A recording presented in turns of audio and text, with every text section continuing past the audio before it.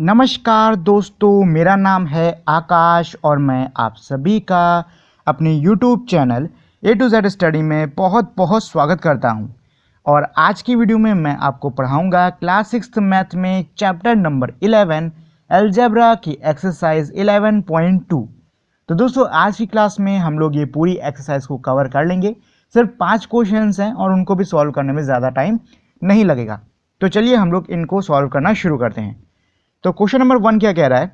The side of an equilateral triangle is shown by L, express the perimeter of equilateral triangle using L. देखो जी, question में पहले तो ये कह रहा है कि एक इक्विलैटरल ट्राइंगल है। इक्विलैटरल ट्राइंगल हम लोग कौन से ट्राइंगल्स को कहते हैं? जिनकी तीनों साइड आपस में क्या होती हैं? बराबर होती हैं। ठीक है, अब क्या कह रहे हैं कि इसकी साइड क्या है? एल है। यानी कि अगर ये एल है तो ये भी एल होगी और ये भी क्या होगी? एल होगी, है कि नहीं? अच्छा, अब क्या कह रहे हैं कि भाई आपको इसके पेरीमीटर बताना होगा कि भाई इसका पेरीमीटर क्या निकलेगा। एक साइड एल है, ये भी एल हुई, ये भी एल हुई। पेरीमीटर क्या होता है कि भाई बाहर का जितना भी मेरी लेंथ है उसका टोटल, यही तो होता है कि नहीं होता है? तो भाई बाहर के सभी साइड्स का टोटल कैसे निकालोगे? L plus L plus L, है कि नहीं? तो तीनों एल्स को आपस में जोड़ लो, तो 1L 2L 3L, कितना आ गया आंसर? 3L। यानी कि आपका इसका आंसर क्या आएगा? 3L आएगा। ठीक है, इसका आंसर क्या आ गया? 3L। देखो आप ना इसको मल्टीप्लाई करके भी कर सकते हो, क्योंकि भाई तीनों साइड है, L L L है, तो 1 2 3 कितने हैं? L, और 1 2 3 साइड कितनी हो गई? 3 हो गई। तो 3 इंटू एल करोगी तब भी आंसर मेरा 3L ही आएगा। चाहो तो ऐड करके कर लो, चाहो तो ऐसे कर लो, आंसर सेम आने वाला है। ठीक, ये रहा। चलो क्वेश्चन 2 पर आते हैं। क्या कह रहा है? The side of a regular hexagon figure 10.11 is denoted by L, express the perimeter of the hexagon using L. देखो जी, बहुत आसान है। क्या कह रहा है? एक रेगुलर हेक्सागन है। पहली चीज तो ये समझ लो कि रेगुलर हेक्सागन कहते किसको है। ये आधा शेप इसमें कट गया है। रेगुलर हेक्सागन हम ऐसे शेप को कहते हैं जिसमें मेरी क्या होती है? 6 साइडें होती हैं। 1 2 3 4 5 6, और ये 6 की 6 आपस में क्या होती? बराबर होती हैं। मतलब 6 की 6 सभी की मेजरमेंट क्या होंगी? बराबर होंगी। तो ये क्या कह रहा है भाई? एक साइड एल है तो सभी क्या हो जाएंगी? एल हो जाएंगी। सीधी सी बात है, एल एल एल एल। ठीक, ऐसे हो गई। आपको क्या निकालना है? इसका पेरीमीटर निकालना है। सेम चीज, पेरीमीटर क्या होता है? बाहर के जितनी भी मेरी लेंथ है उसका टोटल। तो 1 2 3 4 5 6, कितने एल हैं? 6 एल हैं। जोड़ोगे कितना आ जाएगा? 6L आ जाएगा। ठीक, या फिर तो आप इसको ऐसे भी कर सकते हो, भाई मेरी साइड की मेजरमेंट कितनी दी हुई है? एल दी हुई है। नंबर ऑफ साइड कितने हैं मेरे? 6 हैं। तो 6 इंटू एल कर दो, आंसर क्या आ गया? 6L आ गया। और यही इसका क्या हो गया? पेरीमीटर हो गया। ठीक, यहाँ देख लो भाई, साइड ऑफ हेक्सागन कितना दिया हुआ है? एल। नंबर ऑफ साइड कितनी है? 6। तो पेरीमीटर ऑफ हेक्सागन कितना हो जाएगा? 6 इंटू एल, यानी 6L। ठीक है, चलो जी, नेक्स्ट है मेरा क्वेश्चन नंबर 3। क्या कह रहा है? A cube is a 3-dimensional figure as shown in figure 11.11। क्या कह रहा है? एक क्यूब दिया हुआ है। पहले तो ये समझ लो क्यूब कहते किसको है। देखो क्यूब ना मेरी एक 3-dimensional फिगर होती है। 3-dimensional फिगर किसको? एक ऐसा फिगर जिसको देख के आप बता सको कि भाई उसके आगे पीछे क्या है। जैसे कि अगर मैं ऐसे कोई स्क्वायर ड्रॉ कर देता हूँ तो आप बता सकते हो उसका साइड कैसा दिखता होगा, कैसा क्या दिखता होगा? नहीं बता सकते हो ना। बट अगर मैंने इसको ऐसे ड्रॉ कर दिया इस तरीके से, अब मुझे ये बताओ, क्या अब आपको साइड दिख रही है इसकी? भाई दिख रही, ये आगे का हो गया, ये वाला पीछे का हो जाएगा, ये साइड्स के हो गए, ये ऊपर नीचे। दिख रही कि नहीं दिख रही? तो ऐसे डायग्राम्स को हम लोग 3-dimensional डायग्राम्स कहते हैं। अच्छा, क्या कह रहा है कि ये मेरा 3-dimensional क्या है? क्यूब है। ध्यान रहे, 3-dimensional क्यूब क्या होता है? जिसके सारे साइड्स आपस में क्या होते हैं? इक्वल होते हैं। ठीक, चलो क्या कह रहा है? It has 6 faces and all of them are identical square. यही बोला, इसके 6 फेसेस यानी कि 6 साइड्स होती हैं और सब एक दूसरे की क्या होती हैं? स्क्वायर होती है, मतलब एक जैसी होती दिखने में। The length of an edge of a cube is given by L. जो एज यानी कि जो ये किनारा है इसकी लंबाई एल दी हुई है। आपको क्या करना है? Find the formula for the total length of the edge of a cube. Cube के एजेस की टोटल लेंथ के लिए आपको फॉर्मूला निकालना होगा। देखो जी, ध्यान रहे, क्वेश्चन के अंदर आपको फॉर्मूला किसके लिए निकालना है? साइड्स के लिए नहीं, एजेस के लिए, किनारों के लिए। ये किनारे गिनना, ठीक है, ये किनारे गिनना। अगर आपने साइड्स गिन लिए तो गड़बड़ हो जाएगा। फेसेस, ये साइड्स मत गिनना। ठीक है, क्या गिनने हैं? किनारे गिनने हैं हमको। ठीक, अच्छा तो पहले गिन लो कितने हुए? 1 2 3 4 5। 6 7 8 9 10 11 12। कितने हैं एजेस?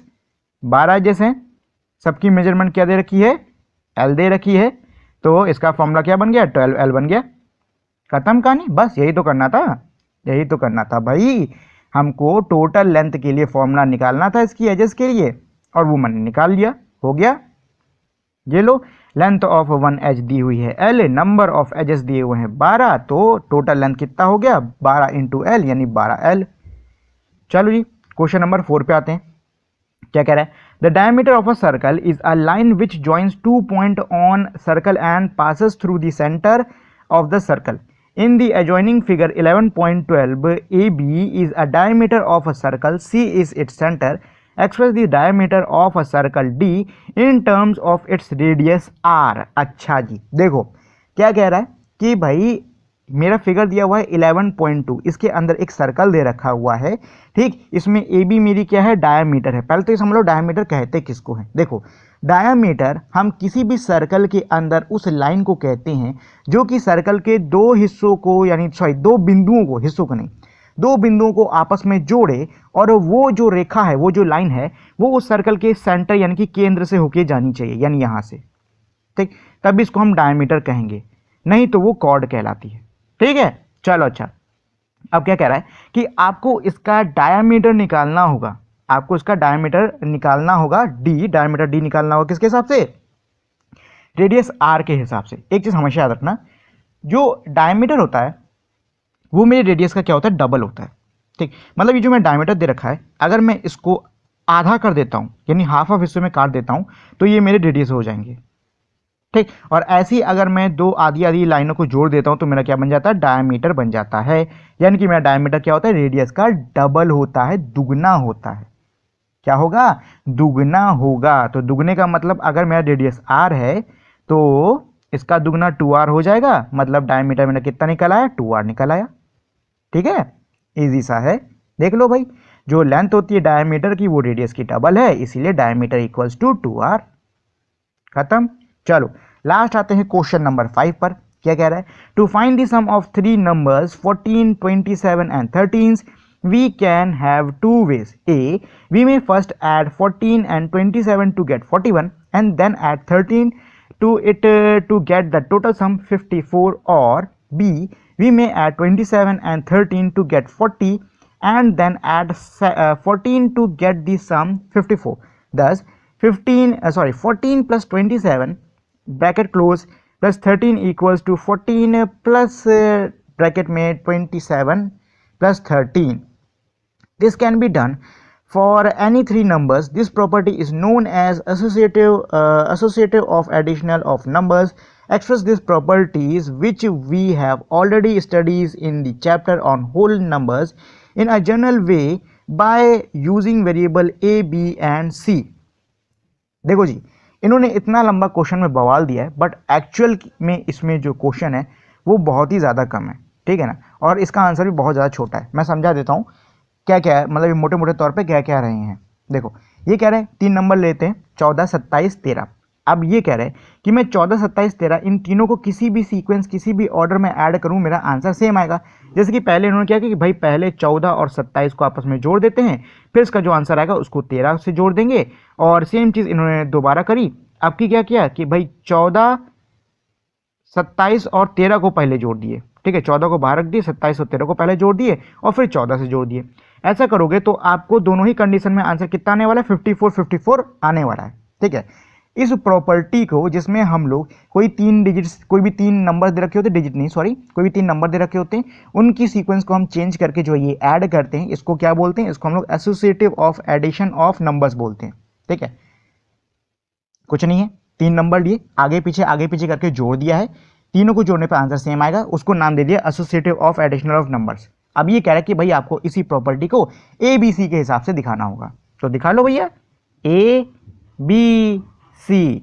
तो प्लस कर लो, पहले ए बी को जोड़ लेना, ठीक है, दूसरे वाले में ए प्लस बी प्लस सी, इसमें क्या कर लो? बी सी को जोड़ लेना, खत्म कहानी। लो, कुछ नहीं करना इसमें, ठीक है। ये हो गया इसका आंसर, ठीक, बहुत ईजी था। चलो जी, ये था मेरे इस एक्सरसाइज का लास्ट क्वेश्चन। आई होप आप लोग को ये एक्सरसाइज 11.2 कंप्लीटली समझ में आ गई होगी। जाने से पहले दोस्तों मेरी आप लोग से छोटी सी रिक्वेस्ट है कि अगर आप लोग को ये वीडियो पसंद आई हो तो प्लीज़ आप लोग इस वीडियो को लाइक, शेयर और चैनल को सब्सक्राइब करना मत भूलिएगा। ये मेरे लिए बहुत ही ज़्यादा इंपॉर्टेंट होता है।